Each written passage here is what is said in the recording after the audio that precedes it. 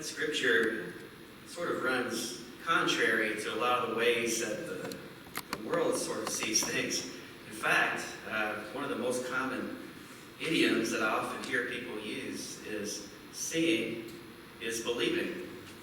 You know, the world is very much obsessed, I think, with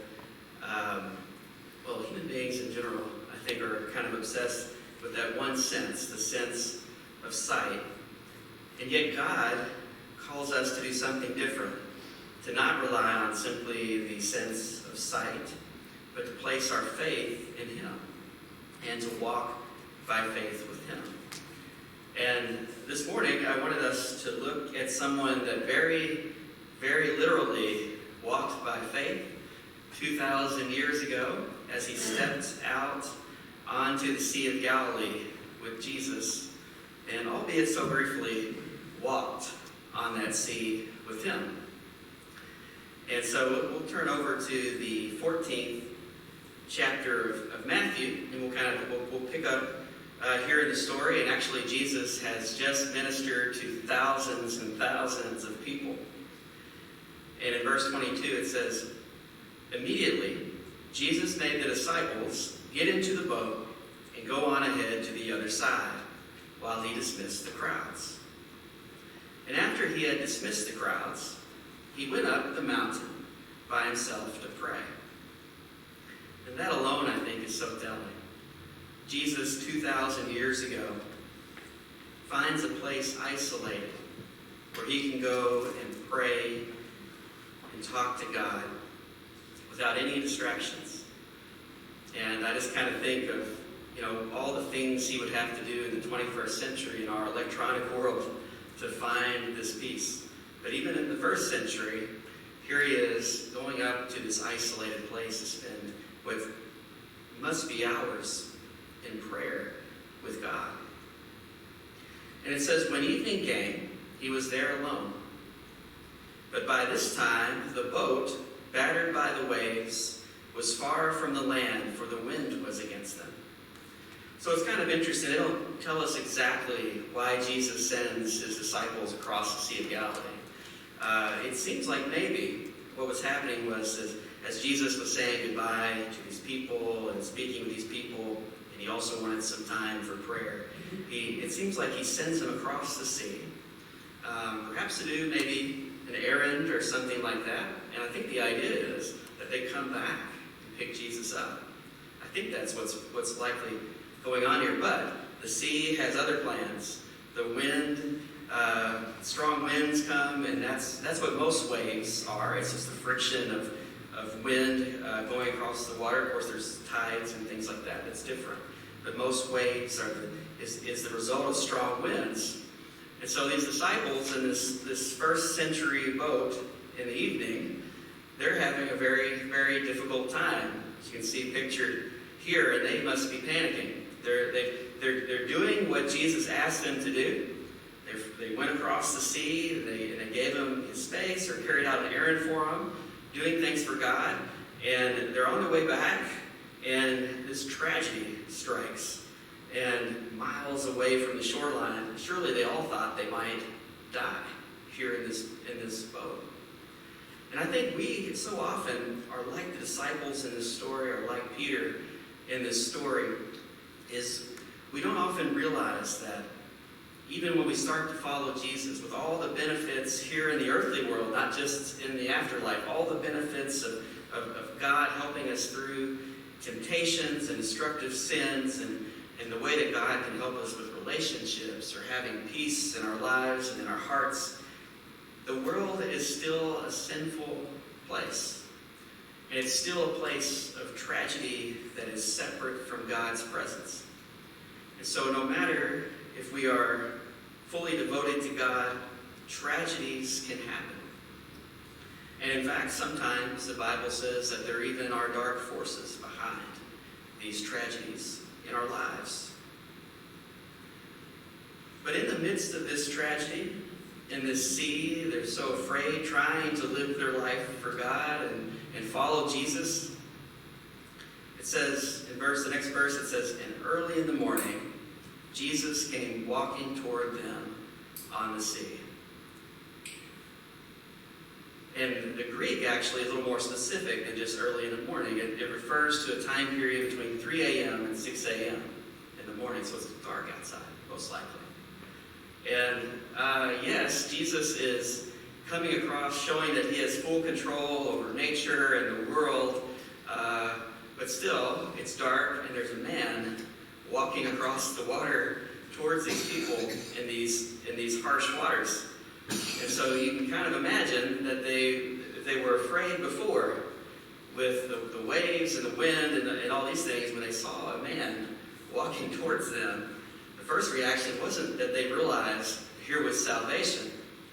Their first reaction is terror. As it says, but when the disciples saw him walking on the sea, they were terrified, saying, "It is a ghost." And they cried out in fear. And I think that's kind of like us too. I don't think that we're ever going to be, out on the Sea of Galilee and have Jesus walking across the water. But so often in our lives, I think the anxiety of the world and our fears and our worries are bad enough. And sometimes the solution that Jesus gives us are scary too. When we're not used to living our life the way that he asks us to. And we can be just as afraid of what God asks of us to save us as we can from the things that the world presents to us. But as they're terrified with Jesus approaching them, walking on this water, Jesus speaks comfort to them.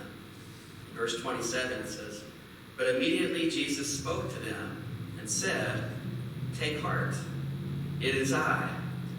Do not be afraid.'" And again, the Greek is a little more specific here.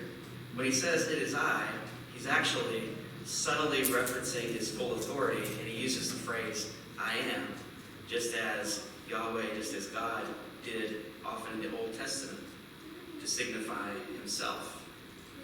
And so he shows up here to these disciples and he says, "Don't be afraid. I'm in control here.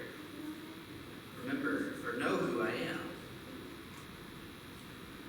It kind of reminds me of this story that I've heard before. I don't know if you've heard of this before, but it has to do with the famous 18th century theologian John Wesley, who is perhaps most famous for starting Methodism.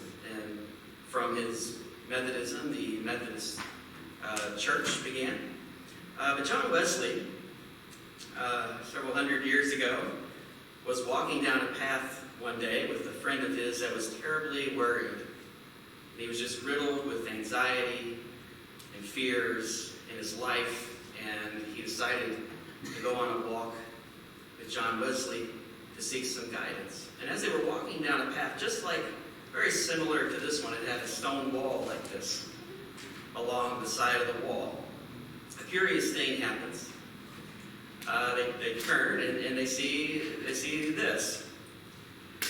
I don't know if you can tell what that is or not, but that is a cow. That is a cow's head, just looking over this stone wall. And John Wesley stops the man in a conversation, and he says, "Do you see this? What's happening here?" And he says, "Well, yeah, I see the cow looking over the wall."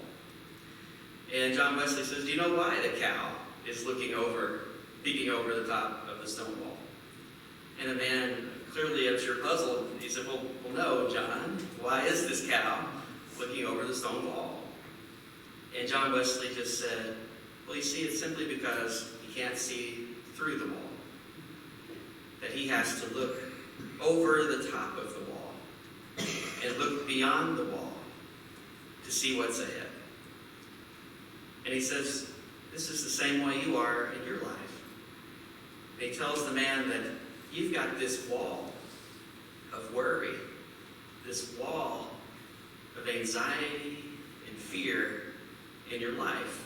And what you need to do is find a way to look beyond that, to see the big picture of things, and to be reminded that God is ultimately in control of all things. for all eternity. And that's what God was saying. That's what Jesus was saying on the Sea of Galilee when he said, "Fear not, I am." But then something kind of curious happened. Just as they're in the boat, Peter, who is this sort of rather impulsive person in his life, he says this. He says, "Lord, if it is you, command me to come to you on the water." Now, I don't know what Peter's friends, the other disciples, are probably thinking here. If they're thinking this is a ghost, they're probably thinking Peter is a goner. He's going to go into this water and we will not see him again. And some, I guess, if they're thinking it is, if they do realize it's the Lord, if they can see him that well in the night and they're starting to put things together, they're probably thinking like, "Peter, what are you doing? That's, you're so impulsive, and he's probably going to rebuke you for asking for yourself to walk on the water as well." But Peter, I don't know exactly his mindset here, but it certainly took a lot of faith, as Peter often does. He gets so passionate, and he does these things out of great faith, but sometimes just fleeting. And so Jesus has an interesting response. He just simply says, "Come." And so Peter got out of the boat and started walking on the water, and he came toward Jesus. He's focused on the Lord. His heart is full of faith, and somehow, I don't know how this works, I don't know how it feels to him, but he's approaching Jesus there in the dark, walking on this water.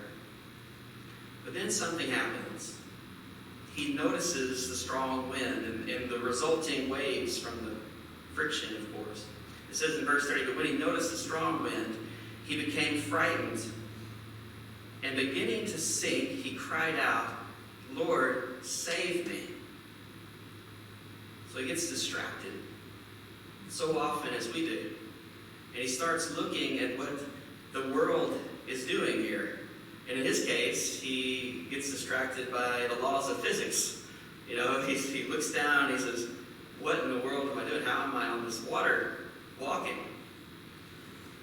And he begins to sink because his faith had dwindled. So often, if you notice in Scripture, when Jesus does something supernatural, he often relies on the faith of the person involved in it. So his faith starts to dwindle and he starts to sink. And he cries out, as probably we have done so often. And he says, "Lord, save me."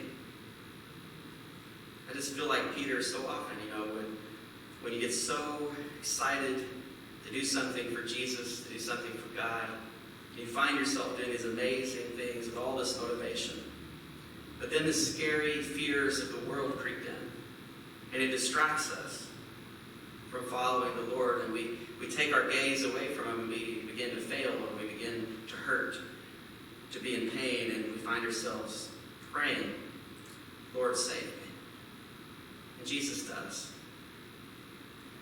It says Jesus immediately reached out his hand and caught him, just as he's done for us so many times. Then he says to him, "You have little faith. Why did you doubt?" It's interesting, when you doubt something, you really are putting your trust in something else. By doubting, you're having faith somewhere else. Like for Peter, in his case, he was doubting what was happening with Jesus, and he kind of put his faith in the laws of physics. He looked down and he said, "I can't believe this is happening," and he starts to sink. When you start to think about this, it just seems so illogical that we would be able to put our faith in things other than God, other than the one that was the master of the sea, that could lift us up with his love. But Peter doubted, and he wasn't able to continue his walk of faith. We often do a traveling outing every month now. We have been doing that for many years. But we didn't always do that. It originated because I think it was Life Church was just using the building is what happened. And we every third Thursday we started traveling, and these great times of fellowship. We saw a very small puppy parade this week. It was fun, but there's only about 3 dogs dressed up, so we were a little disappointed. But the very first outing 11 years ago that ever went on here at church was to see this performer, Jeremy Camp. He's this Christian musician, and he had this hit song called Walk by Faith. And he had written this song on his honeymoon when he was a very young man. But his honeymoon was very different than most people.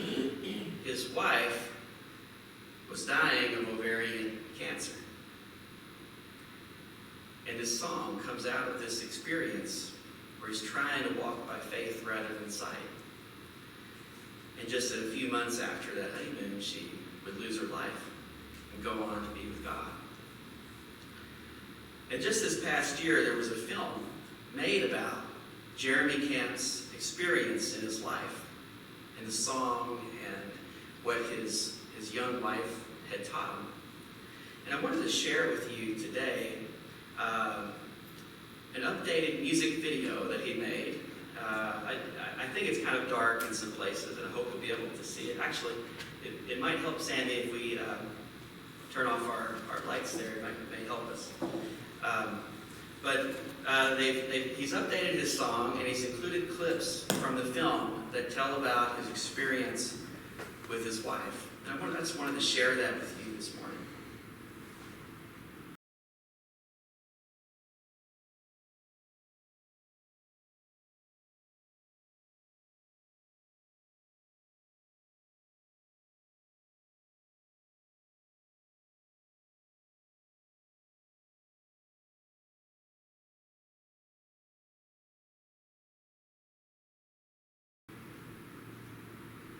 A lot of times the anxiety and the worries that we experience in our daily lives are, in the grand scheme of things, are very insignificant. But I think what Jeremy Camp has gone through, what so many of us have gone through with loss, is something that is very significant, that is very difficult. And I think there's a lot to learn from his story. This film, speaking of just when you're trying to do things for God and things just happen in the world, not many people saw this film because it was released March 13th, 2020, which was the day that we shut down all the schools and the movie theaters in Kentucky. So not many people have seen this film, but I think there's a lot for us to learn from it. And so in a few weeks, sometime here in the summer, we're going to show the film here in church, in the sanctuary. We'll invite you to do that, to come and join us.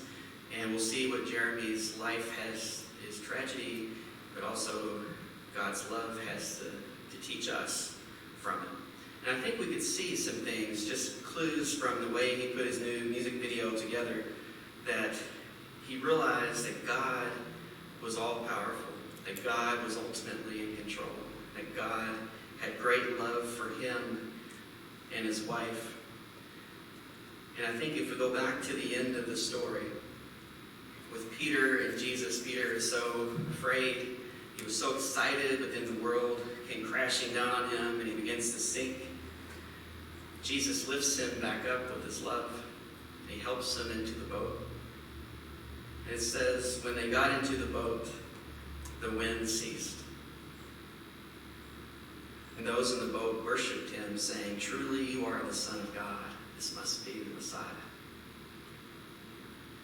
When our tragedies and our difficulties in this world are over, and we finally can be brought into the boat with Jesus, it's brought into perfection.